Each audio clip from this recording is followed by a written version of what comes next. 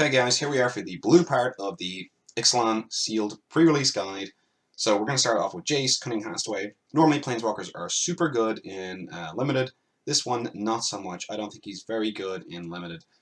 He's going to have to be more of a build-around card in Constructed. So for Limited, he only makes a 2/2, or you can use this effect.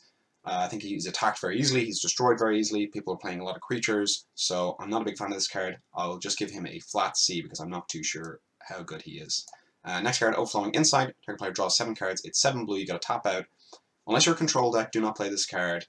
You want to be heavy control if you're playing this card. I think this card is an F, do not play it. Probably do not play it. Search for Counter. This card is a very tricky card to evaluate, especially in Limited. Because you don't want to be putting too many cards in your graveyard because you need those spells. You need up 23 spells in your deck. But if you've got some bombs, I'm just going to say for Limited, C. It's not too powerful, guys. Maybe in Standard it can do something in a control deck. This guy's in French, but when he attacks, target player mills half of the library rounded down. I do not think this card is very good, because it is 7 mana 6/6. You can get that at common or uncommon level. Not that that makes a difference for card rating, but you know, it's not great stats for what it is. The effect, they'll just double block it, or maybe they'll have their own guy by the turn 7, to trade with it, and they'll lose some cards from the library. It doesn't make a difference. Not a good card. I will say a D for that one. Siren, Stormcaster. 1 mana 1/1 flyer. I'm not too huge on those. But it is good if you want to protect your big guys, so I will give it a C just for a flat C. Next card, a Spell Swindle. I think this is a sideboard card. It's too much mana. It's 5 mana. You have to leave it up as well. If you get them with a game 1, they're going to be playing around at game 2 and 3 if it goes to game 3. Unless you have a really heavy theme of needing these artifacts, I don't think this card is worth it. Sideboard at best. Next card, Deadeye Quartermaster. Yeah, so basically it depends on your equipment or vehicle. If it's a bomb, then this becomes a bomb because it tutors it up. If you don't have any vehicles, do not play this card. If you have no equipment, do not play this card. If you have mediocre equipment and mediocre vehicles, you probably can play this card, but it's not that great. Maybe it's a C. But if you have a bomb vehicle or a bomb thing, this becomes probably an A. I'm not going to lie, because it tutors your best card in the deck. This card here, again, it seems great, it's got all these abilities, it's legendary. It's better in Standard or Modern, where there's more merfolk. Unless you're blue-green specifically, where you have a lot of merfolk, it's not that great, basically, unless you're really specifically blue-green. Or maybe if the blue half of your deck is 8 to 10 merfolk, I would play this card. But if I'm just blue something and I happen to be pirates and I have this guy left over, I'm not going to play him. He's a 3 mana 2/2, do nothing. So I'll give that card a D, and then if you're in blue-green merfolk, he's probably like a C+. So next card here, Entrancing Melody. I think this card is really good. It steals your opponent's best creature. Early on, you can steal a blocker if you're feeling pressure. You probably want to save this for the late game. It's a great late game mana sink to steal a massive dinosaur. I think this card is probably an A because it steals your opponent's best card. Next card, Herald of Secret Streams. I think you need to be in, again, blue-green specifically for this card to be great.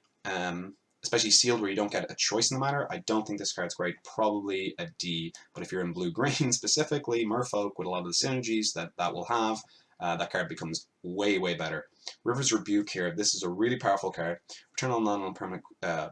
Permanents target player controls their owner's hand. So even if they've got somehow they have a planeswalker or an artifact or an enchantment, they get really lucky, which is a really hard cards to deal with, especially in Limited.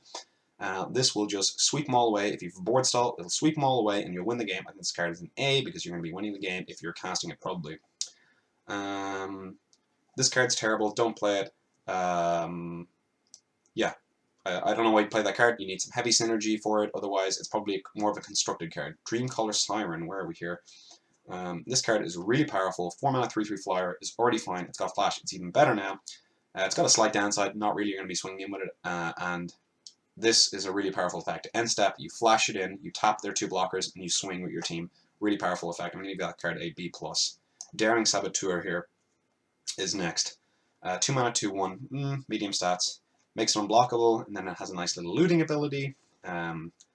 So, Copter was very good, but this is kind of more of a fixed Copter. It's more balanced. You've got to pay 3 mana to make it unblockable. I think this card's fine. probably just a C, maybe a C plus because it has the ability.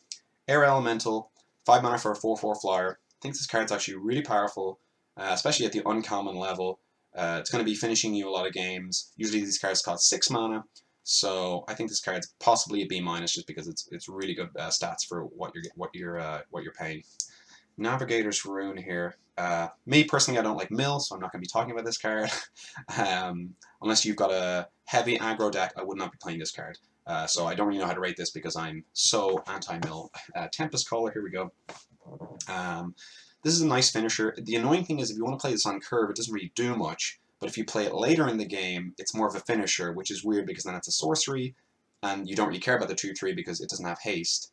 So I don't know how to rate this card. I'd probably give it a D+, but then, yeah, probably just a D+. Maybe actually we'll go C because it is a powerful effect, and late game it can win you games, so I'm going to give it a C. But the weird thing is you don't want to play on curve, and it's a creature, so it really should be a sorcery, or maybe an instant or something like that. Perilous Voyage, here we go. This is the standard card.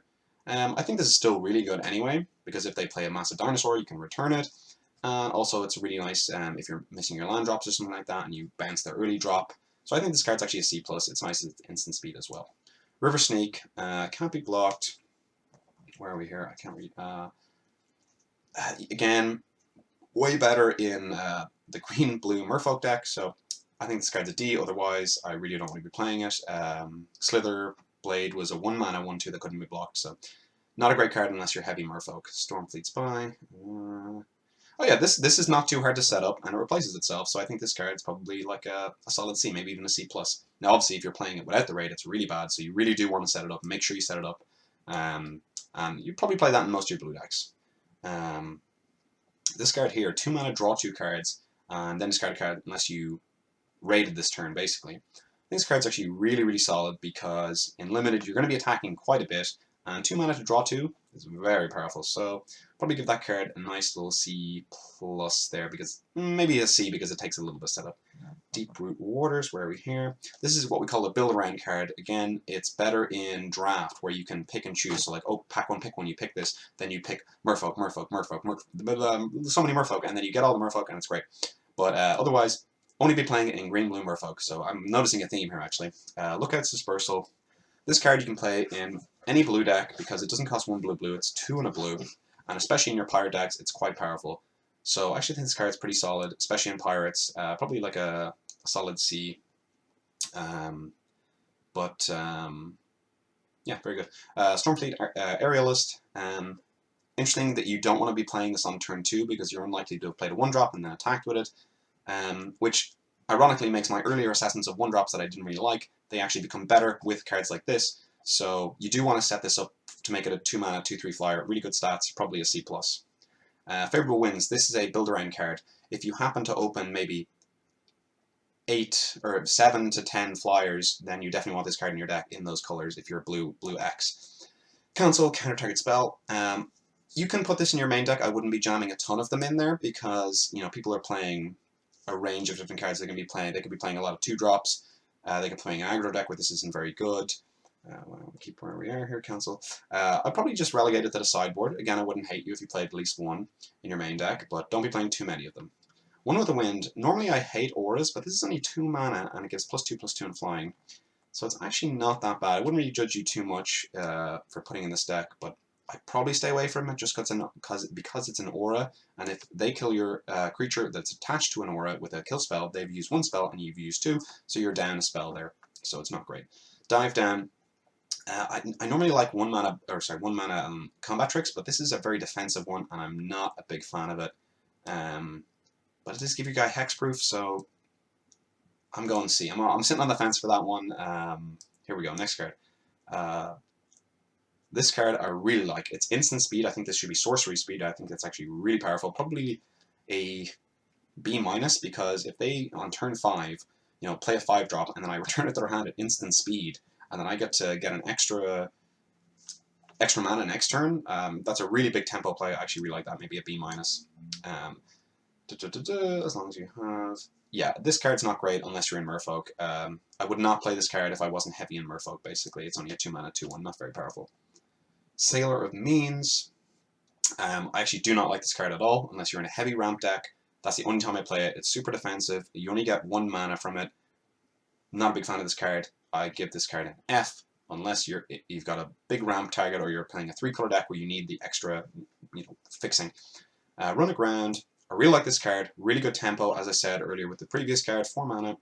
And it's even worse tempo that because it's on the top of their deck. They have to waste their turn drawing it and then playing it again. Really like this card. Probably a B-. Draw 2 cards. I think this card's possible. You get some ramp. You set up for next turn. Maybe you draw your 6-drop, and then you get to play it the very next turn, or even 7-drop because you could play a land. So I think this card's good. It's a little bit slow, but I think it's better than the normal draw 2 cards in limited and it's sorcery, but it's okay to play as a 1-of. I wouldn't be jamming too many of them. Here we go. Excellent creature. This card is great with enter the battlefield triggers, and if you're in Pirates, I'll definitely play this card. But if you don't have too many enter the battlefield triggers, and you don't have many Pirates in your deck, do not play this card. So that's more of a build-around card. Next card here, 3 mana, 2/3 flyer. Well, I'm assuming if you hit it, and then otherwise it's a thing. So I think that card's very, very solid, probably like a C+.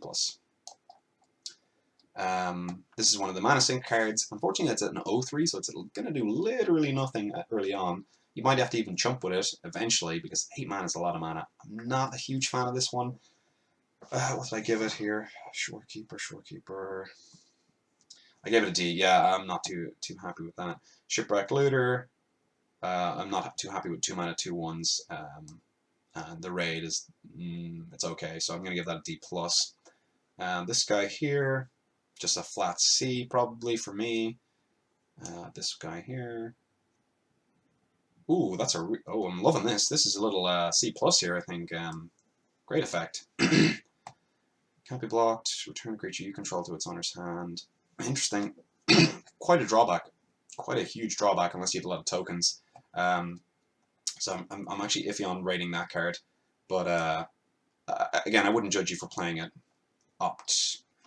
This is, again, a hard card for me to rate. I know it's going to be crazy in standard, but I'd like my things to be doing or my spells to be actually creatures or effects, not just 1 mana, draw 1, scry 1, or scry 1 then draw 1.